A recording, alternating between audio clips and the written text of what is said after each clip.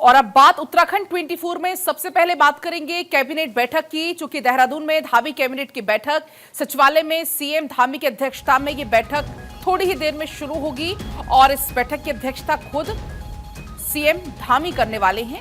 अब इस बैठक में कौन कौन से फैसले लिए जाते हैं या किन किन मुद्दों पर चर्चा होगी, ये देखना महत्वपूर्ण होगा, क्योंकि धामी कैबिनेट की ये बैठक अब से बस थोड़ी ही देर में शुरू होगी। देहरादून से ये जानकारी है, जहां पर सीएम पुष्कर सिंह धामी जो कि बैठक करने वाले हैं। तमाम जो कैबिनेट के मंत्री हैं वो इस बैठक में मौजूद रहेंगे और इस बैठक में सभी अहम बिंदुओं पर चर्चा की जाएगी। कई सारे जो अहम प्रस्ताव हैं वो इस बैठक के बाद पास किए जाने की उम्मीद भी है। तो देहरादून से ये जानकारी है, जहां पर धामी कैबिनेट की बैठक अब से थोड़ी ही देर में शुरू होगी। सचिवालय में ये बैठक होगी, सीएम धामी इस बैठक की अध्यक्षता करेंगे। तो ये जानकारी मिल रही है, क्योंकि आपने अक्सर देखा है किस तरीके से सीएम धामी कैबिनेट की बैठक बुलाते हैं। जो भी अहम मुद्दे प्रदेश में हैं और उन पर इस बैठक में चर्चा की जाएगी, या प्रदेश के विकास के लिए क्या जरूरी है उन पर चर्चा की जाएगी। और इस बीच हरीश थपलियाल हमारे साथ जुड़ गए हैं ज्यादा जानकारी लेकर इस बैठक से जुड़ी हुई।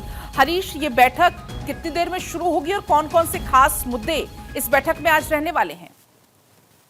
पलक, देखिए, अब से कुछ ही देर बाद मुख्यमंत्री पुष्कर सिंह धामी की अध्यक्षता में महत्वपूर्ण कैबिनेट बैठक होने जा रही है और तमाम मंत्रिमंडल के जो सदस्य हैं, कैबिनेट मिनिस्टर हैं, वो धीरे धीरे पहुंचने लगे हैं सचिवालय में। और आज की जो कैबिनेट बैठक है बेहद महत्वपूर्ण मानी जा रही है, क्योंकि मानसून सीजन चरम पर है। आपदा की दृष्टि से राज्य बेहद संवेदनशील है। इन जगहों पर जो संवेदनशील जिले हैं, इन जगहों पर जो आपदा से संबंधित पिछले कैबिनेट में प्रस्तावित थे, उन प्रस्तावों पर आज मुहर लग सकती है। इसके अलावा शिक्षकों के लिए शिक्षा विभाग में क्या कुछ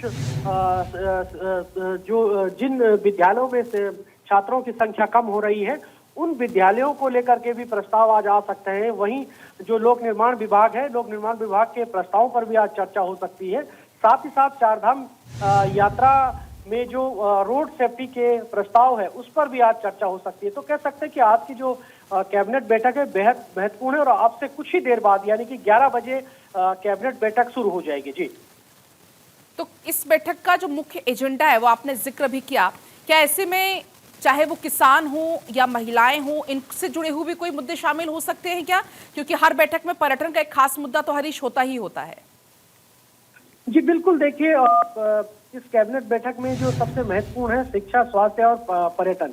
पर्यटन को लेकर के पिछली कैबिनेट में भी जो पर्यटन के क्षेत्र में कैसे राज्य की आर्थिकी की बढ़ सके, उसको लेकर के प्रस्ताव आए हैं। और जो बद्री केदार टेम्पल कमेटी है, उसमें किसको वित्तीय अधिकार होंगे, उसकी जो मुख्य कार्यकारी अधिकारी हैं, उनकी नियुक्ति पर भी आज यहाँ पर चर्चा हो सकती है कि कौन यहाँ पर, क्या आईएएस कैडर के अधिकारी यहाँ बैठेंगे या फिर पीसीएस कैडर के अधिकारी बैठेंगे। तो आज इस प्रस्ताव पर भी चर्चा हो सकती है। लेकिन क्योंकि शिक्षा स्वास्थ्य बेहद महत्वपूर्ण विषय राज्य के लिए है और ऐसे में यदि शिक्षा स्वास्थ्य के जो मुद्दे यहाँ पर है, कहाँ पर जो विशेषज्ञ डॉक्टर है, पहाड़ों में जो विशेषज्ञ डॉक्टरों की नियुक्ति है, उन डॉक्टरों की शर्तें यहाँ पर जो है जारी की जाएगी और इसके लिए कैबिनेट में प्रस्ताव आएंगे।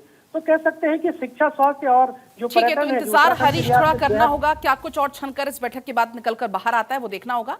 फिलहाल शुक्रिया आपका पूरी जानकारी के लिए। और इसी बीच देहरादून से बड़ी जानकारी है, जहां पर आपातकाल के सेनानियों का सम्मान होगा। मुख्यमंत्री आवास के मुख्य सेवक सदन में यह कार्यक्रम रखा गया है। सीएम धामी आपातकाल के सेनानियों का सम्मान करेंगे। आपातकाल के 50 साल पूरा होने पर यह कार्यक्रम है। बीजेपी ने इस कार्यक्रम को वृहद रूप से मनाने का निर्णय लिया है। दरअसल 25 जून 1975 को देश में आपातकाल लगाया गया था। 50 साल पूरे हो गए हैं और बीजेपी इसे एक तरीके से संविधान हत्या दिवस के तौर पर मनाती है। अब जो सेनानी हैं उनको सम्मानित किया जाएगा। आपातकाल के जो भी सेनानी रहे उनको यहां पर सम्मानित करने का निर्णय लिया गया है। मुख्यमंत्री आवास पर यह कार्यक्रम होने वाला है। मुख्यमंत्री आवास के मुख्य सेवक सदन में यह कार्यक्रम होगा, जिसमें सीएम धामी खुद मौजूद रहेंगे।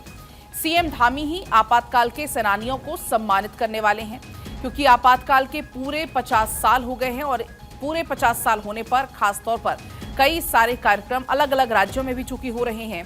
और ऐसे में बात अगर उत्तराखंड की करें तो यहाँ पर आपातकाल के जो भी सेनानी हैं उनको सम्मानित किया जाएगा। और अब बात करेंगे सीएम धामी के एक्स पोस्ट की। एक वीडियो पोस्ट किया है। हर रोज की तरह सीएम ने एक और मंदिर जिसका वीडियो पोस्ट करते हुए मां धारी देवी मंदिर का एक वीडियो जिसे पोस्ट किया है।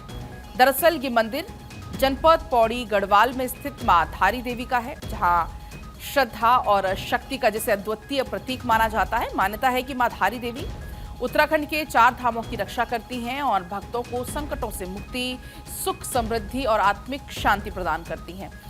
अपने उत्तराखंड आगमन पर मां धारी देवी के दर्शन आप भी जरूर करें, इसका जिक्र सीएम की तरफ से किया गया है।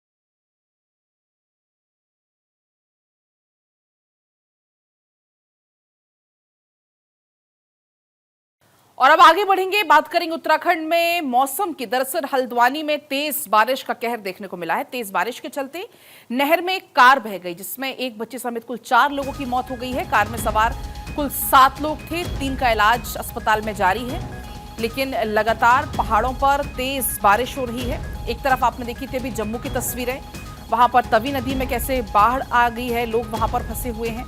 उत्तराखंड की बात करें तो यहां पर भी तेज बारिश हो रही है। तेज बारिश का कहर आप इन तस्वीरों में देख पाएंगे। ये कार जो कि नहर में बह गई, नहर का बहाव भी बहुत ज्यादा तेज है।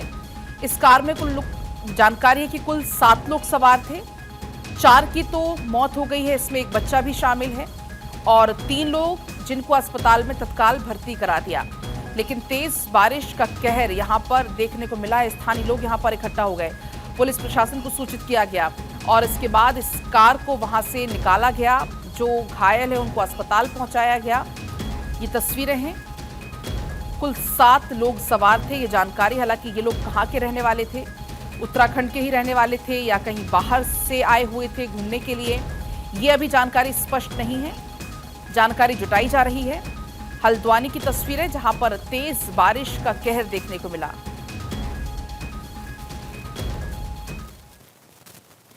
और यमुनोत्री धाम से खबर है, जहां पर पैदल मार्ग के पास सर्चिंग अभियान चलाया जा रहा है। नोकैची के पास भी आपको बताएं, स्लाइडिंग स्थल पर एनडीआरएफ की टीम ने लैंडस्लाइड वाले इलाके में स्निफर डॉग्स की मदद से सर्च ऑपरेशन चलाया। लापता व्यक्ति की खोजबीन के लिए यहां पर सर्च ऑपरेशन चलाया जा रहा है। और ये तस्वीरें हैं। दरअसल लापता लोगों की सूचना मिली और उसके बाद यहां पर सर्च अभियान चलाया जा रहा है। यमुनोत्री धाम की तस्वीरें हैं, जहां पर पैदल मार्ग ये है, क्योंकि मौसम बहुत ज्यादा खराब इस वक्त पहाड़ों पर है और ऐसे में अगर कोई लापता हुआ है तो उनकी खोजबीन के लिए यहां पर खासतौर पर इस अभियान को चलाया गया। और एनडीआरएफ की टीम आप इन तस्वीरों में देख पाएंगे जो मौजूद है। एनडीआरएफ की टीम पैदल मार्ग पहुंची और वहां पर लैंडस्लाइड वाला जो इलाका है वहां स्निफर डॉग्स की मदद से सर्च अभियान चलाया जा रहा है, ताकि अगर कोई लापता है तो उसकी खोज पूरी हो सके, उसके बारे में पता लगाया जा सके। और इसी को देखते हुए लापता व्यक्तियों की खोजबीन के लिए सर्च ऑपरेशन यहां पर चलाया जा रहा है। और इसी दौरान की तस्वीर है जहां पर एनडीआरएफ की टीम और अधिकारी मौजूद है।